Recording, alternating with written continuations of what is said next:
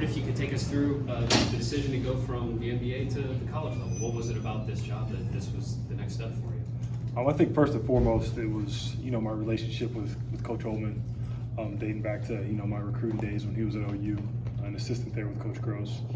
And then obviously, being home played a huge factor and decided to take that next step. And I just thought it was a good next move for my career and kind of what I'm looking to do in the future. And obviously, it's a great place, great program.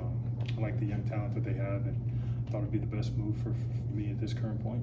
Well, was this something that Chris Holman reached out to you and said, we've got this position that we've got you in mind for, or was it something you had reached out to them, or how did the whole process get started?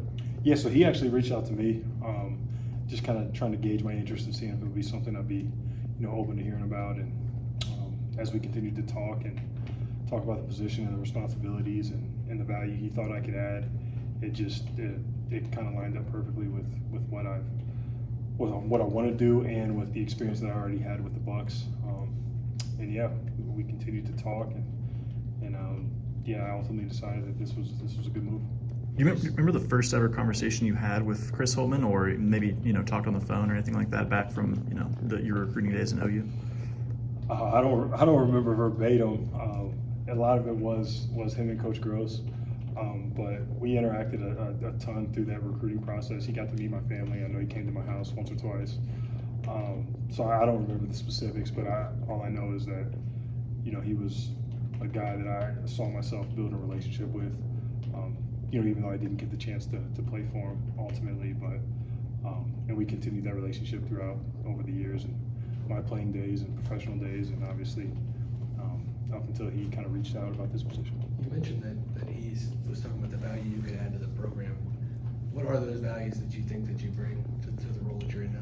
Yeah, I just think first and foremost, my experience as a player, being in these guys' shoes at one point in time, I think that's a tremendous asset and something I can bring and to help kind of guide them and let them know and relate with them that, I've been there. I know what it's like to be a college athlete.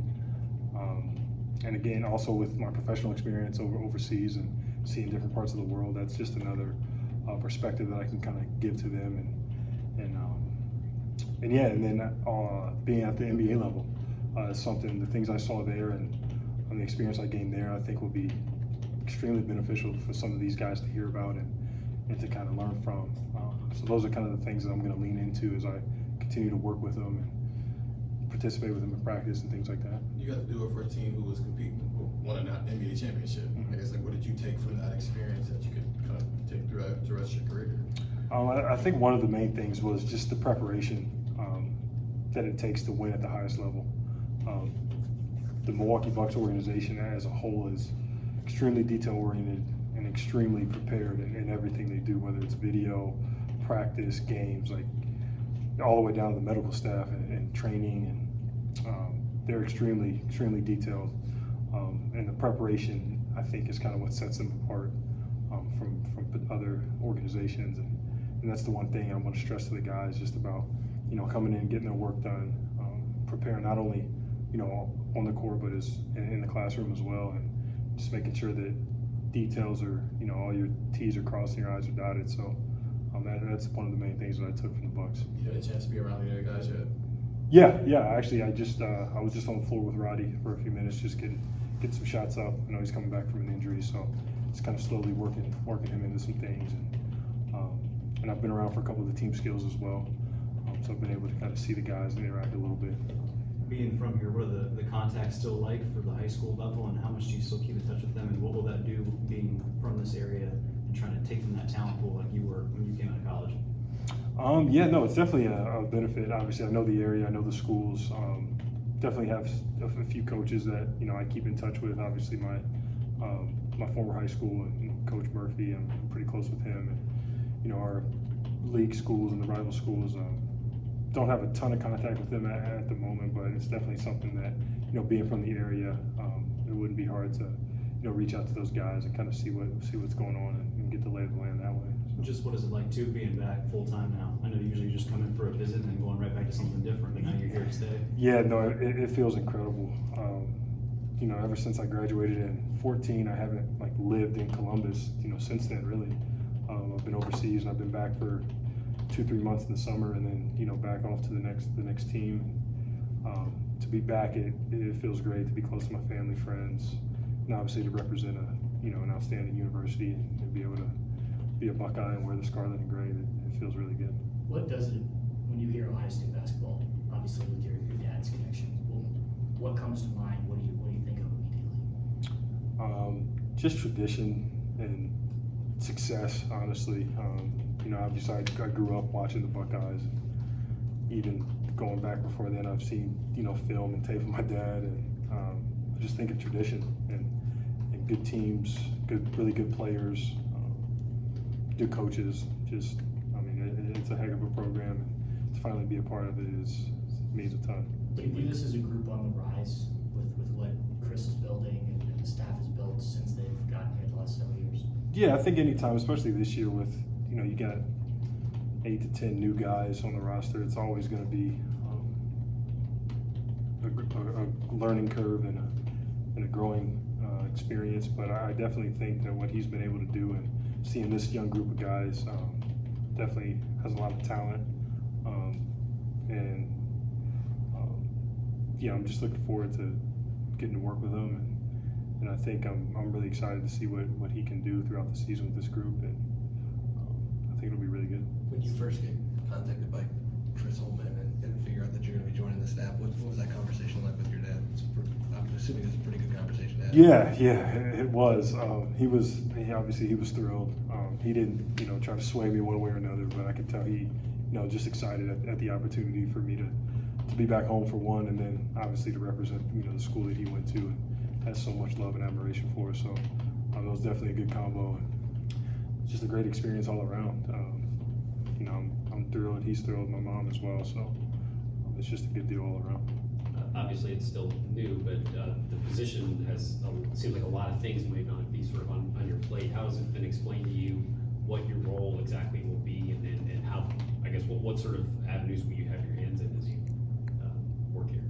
I think the big piece that Coach Holman and I talked about was just relationship building with the guys, being around the guys as much as I can, developing that relationship, developing that trust and respect, to kind of help guide them and be a sounding board for them as well. And that's the part that I really want to bring to the program. Again, with that previous experience, playing experience, and being in their shoes, and having seen guys at the highest level, which I'm pretty sure a lot of them aspire to be. Like that's something that I can really tap into and help them understand and guide them along. So that's the biggest piece for me, the relationship building, and then any other odds and ends things that he has me do, maybe some video work that I did a lot of video with the Bucs, so I have experience with that as well. So any other things he needs, or the staff needs, that I'll be here available to help out. Are there people that you have played for or worked with that have had that sort of impact on you that is similar to maybe the role you're being asked to fill now? Other people that have impacted you in that way? Yeah, so in Milwaukee, I developed a really close relationship with Vin Baker, and he was kind of that guy that I saw. I took a lot from him just in terms of how he related with the guys, talked to them through practice, off-court stuff, film sessions, things like that. So that's kind of one of my mentors that I look to and learned a lot from my time in Milwaukee. And I kind of hope to be and provide that same type of help and assistance for these guys. You mentioned just being that sounding board for the players, building that relationship with them. Outside of the court, college athletics, a lot of moving parts, a lot of changes and whatnot, with NIL being at the forefront, maybe some of their minds and things like that. What's kind of been your experience with NIL, and how are you kind of maybe going to navigate that with them, being that it's year 2 with that in college? Yeah, no, so obviously this wasn't around when I was playing, so NIL is definitely a new piece for me, and I'm still kind of getting my bearings together and getting familiar with all the ins and outs of it. It's definitely, yeah, like you said, a lot of moving parts with that being instituted, and that'll just be something that obviously the staff will help them navigate as well, and I'll be in on those meetings and continue to try to help where I can, and again, just be a sounding board and offer advice where I see fit, and just kind of try to put myself in their shoes and go that way with it. Yeah, it's definitely a lot of moving parts with that. I know there can be a lot of distractions and a lot of things going on outside of just, performing and your academics and all that stuff. So it'll be interesting, but I think Coach Holman's staff is well equipped to deal with it. Nick, you went to a Sweet 16 when you played. But this program is trying to get to that second weekend right now under Chris Holman. How do you kind of vocalize what it takes to get to that point? Because for you guys, it was an underdog thing. For Ohio State, it's expected. I mean, how do you kind of vocalize to these guys now moving forward, just what it takes to get to that point? Well, first of all, it's just about, making sure that they understand that it's hard. Like, it's hard work. It's hard to do. A lot of things have to happen. You have to all be on the same page. Everybody has to be pulling their weight. You got to have complete buy-in, from the staff and from each other as players. So there's a lot of moving parts to that, but ultimately, I just want to, let them know that it is hard work, and if it's something they want to do, you have to commit to it every day. It's about, again, the prep, and it's about the details to get to that level and to win ultimately at the highest level. So that's something I can definitely attest to from being a player and from being on the other side of it as an organization when I was with the Bucks. What have your initial conversations with the other members of the coaching staff been like, and have you crossed paths with those guys before? Jake Diebler, Jack Owens, and those guys. So yeah, I've known Jake for a little bit. I had not met Jack previously, or Coach Nettie. But yeah, definitely I've interacted with them since I've been here, and everything is going well. They seem like great guys. I know they have great coaching experience, and I think they bring a lot to the table. And yeah, it seems like there's a lot of good chemistry with the staff that he's put together, and I'm just glad to be a part of it, honestly. You're not too far removed from your playing days, and so maybe some of this is still kind of figuring it out, but working on the sort of support staff side of the equation, do you have a feel for like where you hope this ultimately leads? Do you want to be a GM? Do you want to be a coach? Do you want to, I don't know, do you know where the basketball world might be taking you? Or where you'd like it to take you? I would like it to take me into the coaching world. Seeing that side of being with the Bucks and being at the NBA level and seeing that side of it, it's definitely something that appeals to me. And also now I obviously get to see the college side of it. And, so ultimately, hopefully it'll take me in that role. And if it's not coaching, maybe player development or something like that. I do love being around the game. I love being on the court, helping guys just get better, and ultimately helping teams try to win. So yeah, nothing concrete long term, but it's kind of the path and the direction I'm on right now. When you've gone through, like you said, worked with Roddy a little bit, and just maybe the limited interaction so far you've had with guys, does your shot still translate to the building since the last time you played here? Like my physical shot? Like you still are, you had 21 last time. Yeah. Yeah, I've fooled around a little bit, just getting a few shots up, and it still feels pretty good. We played a lot of pickup in Milwaukee, so still got a little gas in the tank. What did you do with your ring? My ring, it's at home. Yeah, it's at home. Just Nothing crazy with it? Nothing crazy. No, it just added it to the collection from the OU days. So. You talked about that you and Chris Holman maintained a relationship even though you weren't working together. How did that happen? How did you guys communicate? What's that been like over the years leading to this? Yeah, so honestly, from the recruiting days and from that point, we just kind of stayed in touch via text. And I know he was always in contact with Coach Gross, who I played for 2 years down in Ohio. And I kind of talked through him. And then once I graduated, he followed my professional career a little bit. We would text, I would call him sometimes, and we would talk then. And then obviously his stint with Butler, he actually offered me a GA spot there.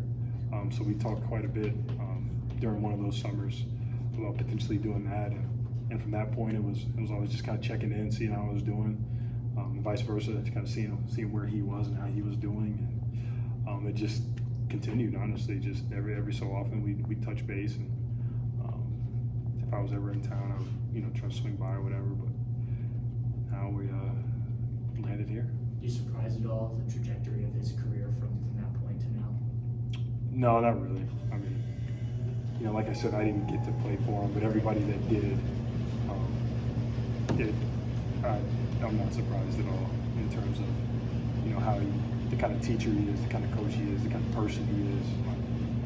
When you put in the work and the hours, and when you care about people, good stuff tends to happen. And he's a heck of a coach, so I'm not surprised. When you were in high school, were you getting interest from Division I soccer programs as well? Do I have that right? Yeah, so there was a little bit of interest there.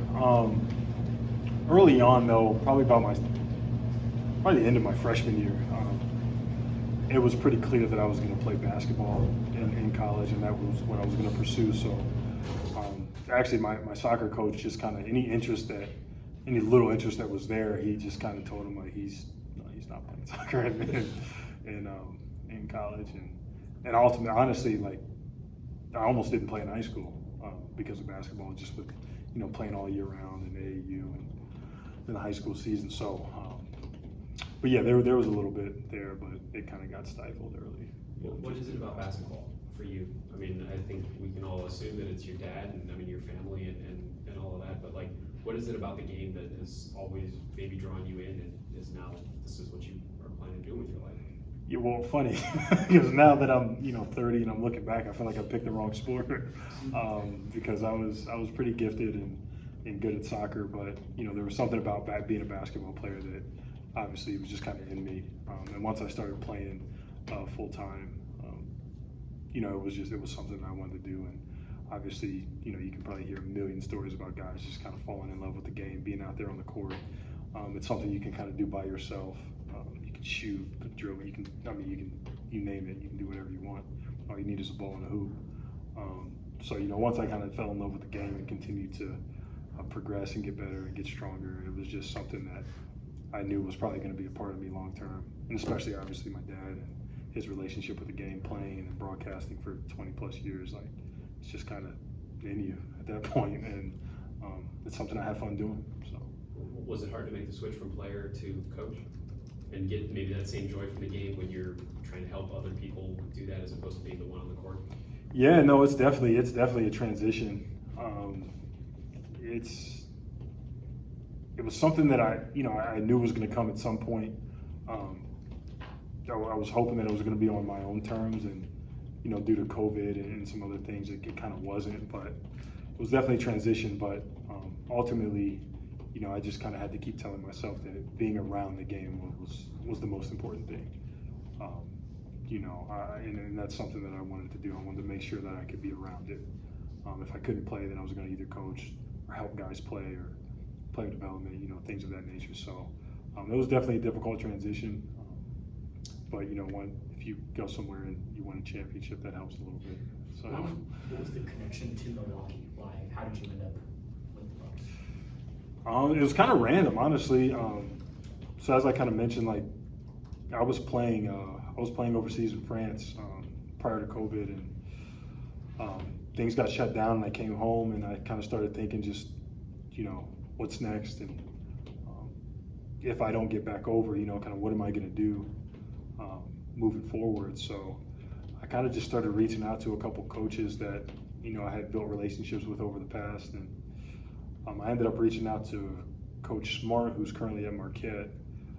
He was at Texas at the time. I reached out to him and about a position on his staff that ultimately had been filled, but for whatever reason it said it was still open. So I had reached out to him, and through him, he kind of pointed me in the direction of the NBA, and he knew a couple teams that were looking for video coordinators and player development guys, and asked me if I'd be interested, and he got me plugged in with Boston and Milwaukee, and I interviewed with them, and ultimately ended up going with Milwaukee. So, Go ahead. Yeah, I was going to follow up on the video coordinator role. There's been a number of coaches who have started as a video coordinator and progressed through. Could you maybe just run down what is a video coordinator, what kind of comes with it, what's expected with the NBA level, and maybe overseas, just your experience with it? What is?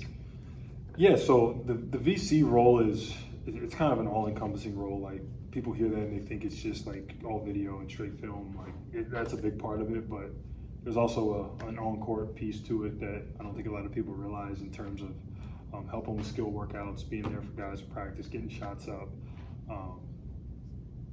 There's a lot. Yeah, there's a physical demand on the job as well that goes with it. But ultimately, it is a lot of film, a lot of coding, a lot of scouting, dealing with your own playbook, other teams' playbooks, and things of that nature, and ultimately just helping prepare your coaches to help prepare the players. That's kind of what it is in a nutshell. Again, there's a lot of stuff that goes into that. Obviously, personnel. I mentioned scouting, playbooks, walking through actions, things of that nature. So it's a pretty wide gamut of things that you'll be responsible for. But ultimately, it was a really good experience. Yeah, I imagine it's obviously different than being on the court, but was there ever a moment for you where it was kind of eye-opening to be a video coordinator and you realized this is different and it can lead me to opportunities like being at Ohio State in this role that I'm in? Oh, for sure. That's a big part of why I agreed to it. Obviously, it wasn't playing. It wasn't something that initially I had written on my goal board. Hey, I want to be a video coordinator. I wasn't thinking like that, but ultimately, like you said, I knew that a lot of coaches have started out at that spot, and it's been extremely beneficial to go in at that level and to see certain things and certain perspectives, and to be that close to the head coach and big time assistant coaches. So I knew it would be a good opportunity from that standpoint, and I just wanted to go in with an open mind and try to do my job to the best I could, and just kind of see where it would lead me. And so I definitely was hoping that something like this could come in the future. Ultimately, it did. You mentioned a goal board. How has that changed? Did you have certain